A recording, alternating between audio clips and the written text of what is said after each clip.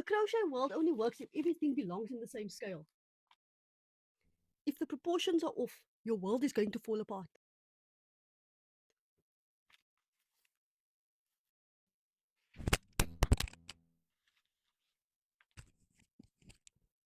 Let me show you what I mean.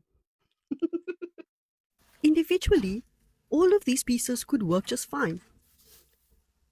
But what happens when you start putting them together? That, my friends, is where things can go absolutely wrong. This is the part that no one really talks about, and I think it's because it's difficult to explain. I have crocheted more than 100 pieces as part of this Dollhouse project. And the hardest part hasn't been making the pieces. It is making the pieces belong together. Proportion isn't only about the size of an individual piece. It's about relationships and how things relate to each other. How the pieces fit together, how they interact with each other, and above all, how do all these pieces fit together within a bigger story structure?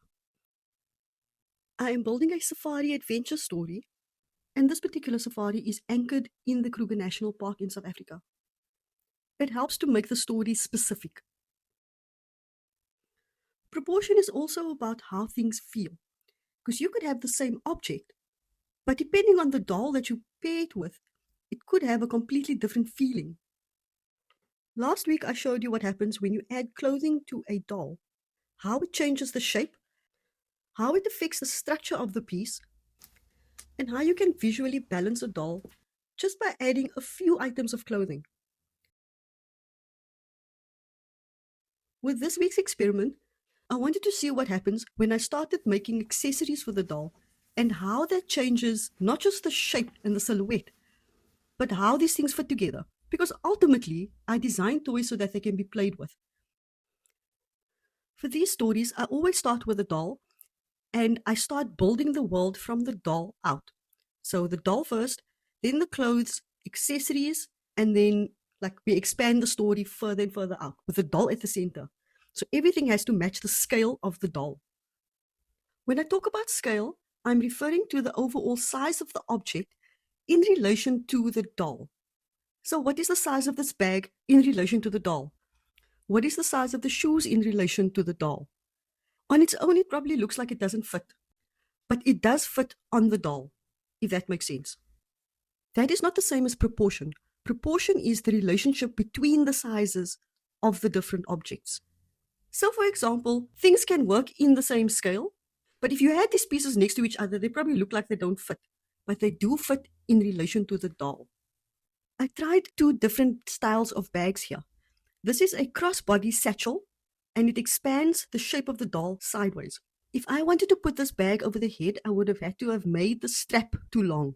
My workaround is to make the strap in the scale of the bag, but then the doll would have to climb into the strap. Those are just one of the design choices that I had to make because the head is too big. The second bag is a backpack, and it looks like one of those waterproof hiking bags. I made these bags just big enough to put something in it. I haven't decided yet what that something is. If this is too big, it stops feeling like a bag, and it becomes the focus. We don't want to ever take the focus away from the doll itself. Can you see how adding the bag shifts the weight to the back of the doll? I don't know if you've noticed, but I crochet these dolls with bigger heads and smaller bodies because I know once I start adding clothing onto it, it's going to start adding bulk down at the bottom. A bag is technically a box. It is the simplest accessory that you can add to any toy. I could have used Velcro or a press stud to help me open and close this bag, but I find that Velcro stops sticking after a while, and it's also scratchy to the touch, which is not a good idea if you are making toys for children.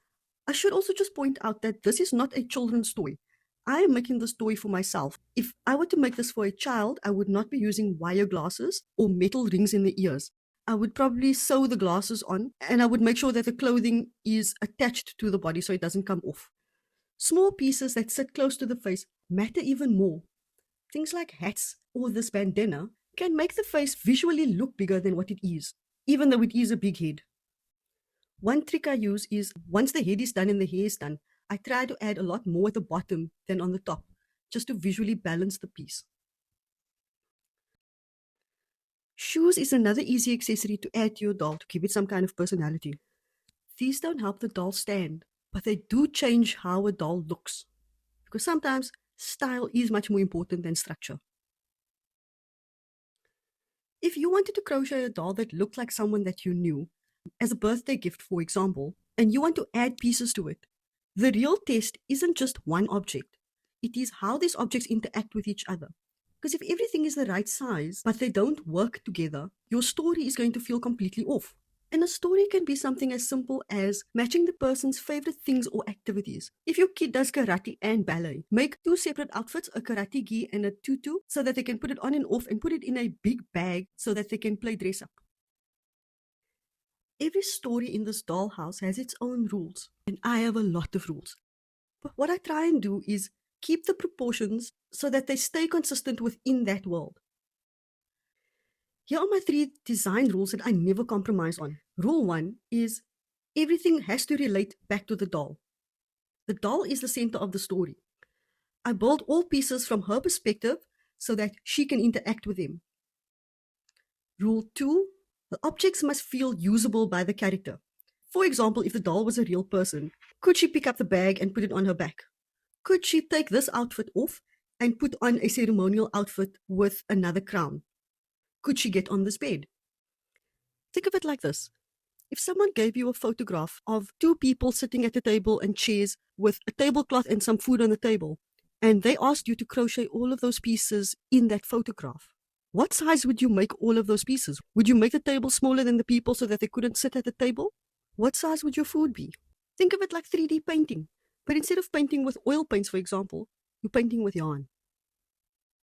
And rule 3 is the pieces must work together, not just individually. How do these flowers fit in this vase?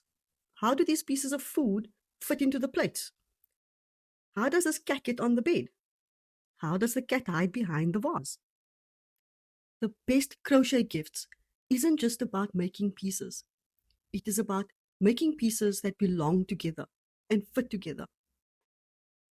Next week, I'm designing a few more accessories, binoculars, a camera, sun hats, because the African sun is very hot. Maybe I should add some water bottles as well. Please put your suggestions in the comments and let me know what else we can add to the safari story. There's going to be a lot of animals, obviously, and a safari truck somewhere along the line. The pattern for this crochet doll is on my website, minus the hair, because I really don't know how to explain how to do that hair. If you want to see the full breakdown, I share that on my Patreon. Thanks for watching, and I will see you in the next video.